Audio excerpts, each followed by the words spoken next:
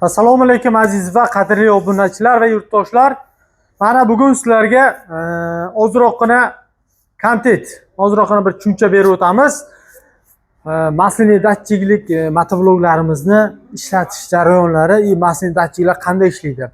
Sizlar olganingizdan keyin masliniy datchikning foydalarini tushuntirib o'tamiz. Motorni qanday asraydi?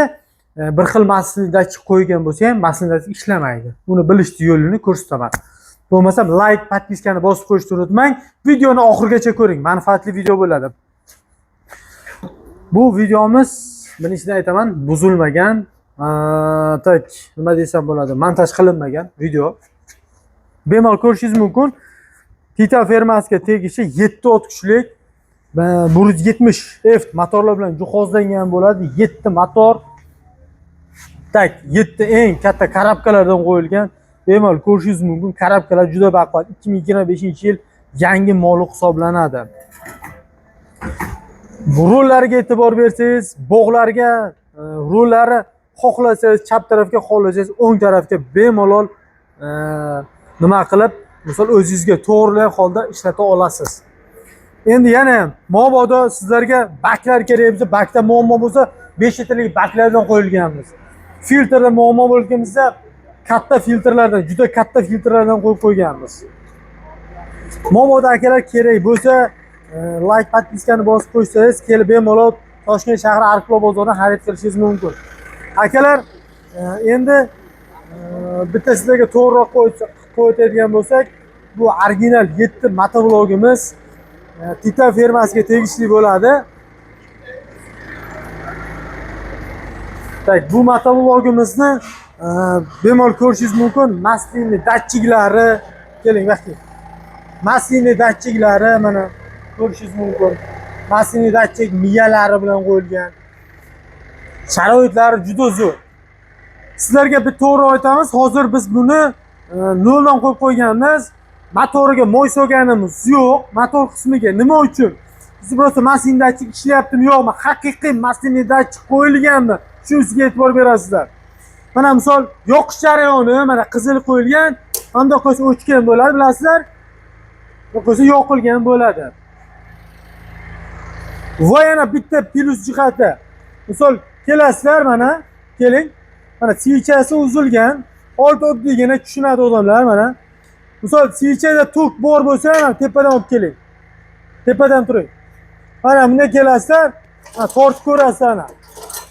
Siychada umuman tok ham skara hech narsa yo'q. Ko'rib turganingizda, tok ham skara hech narsa yo'q, mana skara, tok siychada. Chunki hali biz motoriga moy solganimiz yo'q. Chunki miyasi moy solingandan keyin bu motor ishlab boshlaydi. Biz masliniy datchiksiz olsangiz, mashina jarayonida hozir tok ham beraveradi, qizig'i yo'q. Chunki masliniy datchik ishlayveradi. Shunisiga e'tibor beradigan joylaringiz. Hozir men sizlarga to'g'riroqni yana aytaman. Mana keldik. Hozir motoriga moy solamiz. Motor qismlariga moyni solamiz.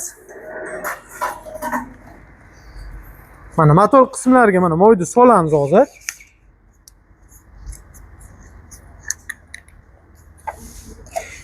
Motorni ochaylik.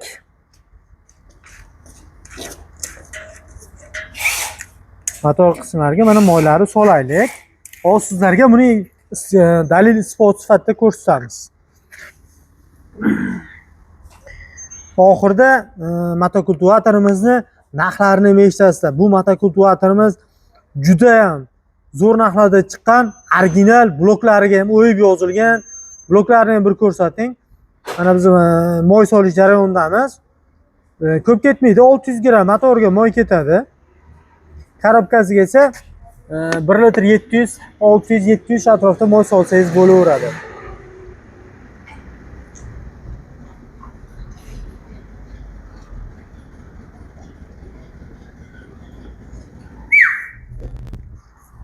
Mashina kimdan mashina? O'sha yerda odam bor, qaranglar. Motoriga mana moyni ham solib oldik. Motoriga. Mana ko'rganlaringizdek, tok yo'q edi. Motor qismida tok yo'q edi. Hozir endi mana misol sizlarga Tek moyni soldik. Moylarni soldik. O'zi ko'p ham ketmadi, mana ko'rganlaringiz o'zi bir 600 grammcha ketdi moy. Motorni yopamiz mana moyini. Endi bitta narsa qilamiz. Biz switch mana joyida turibdi va switchni joyiga qo'yganim yo'q. Switchni joyiga qo'yganman. Switchni просто joyiga qotirib olamiz, xuddi bitta o'taltirib ko'ramiz. Switchni joyiga qo'yib, bir o'taltirib ko'ramiz.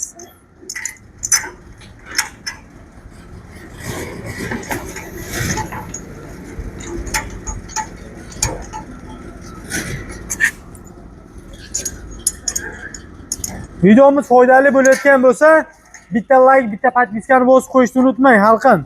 Bu просто tak endi motokultivator olaman, qiziqaman deb yurganlar uchun. Chunki motokultivatorlarda ko'p turlari mavjud. Shuning uchun iloji boricha qayerdan qanaqa sotib olsangiz ham masinachilarga e'tibor berishingizni so'raymiz.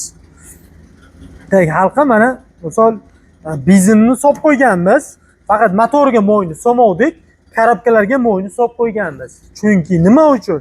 Shu narsani sizlarga mana masinachiligini sizlarga foydasini tushuntirib bermoqchimiz. Karobkalari ham yaxshi ishlangan Titan firmasiniki, baklariga moy yozilgan. Original moy. Ham o'ngga ham chapga burilib oladi. Bemalol sizlarni ehtiyojlaringiz uchun. Bog'lar uchun, katta yo'llar uchun bemalol ishlatsangiz bo'laveradi. Hozir sizlarga buni yurg'izib ham ko'rsatib beraman. Tak, mana bu qo'ydik. Bir tortkichni ham e'tibor beringizlar. Vobshida klass ishlangan. Mana bu o'z holida teginmayman. O'z holida turibdi mana. Ko'rganlaringizda bitta tortmada moy solganimizdan keyin bitta tortmada masinachiga 100% ishlab turibdi. Bitta narsasiga e'tibor berishingizni so'rayman. Motovod soatda ishlayapti, soatda. Na shun, na narsa bor. Shunisiga e'tibor beradigan joylaringiz ko'p joyda motovod bo'layotganda, motovodda ishlashga juda e'tibor beringizlar.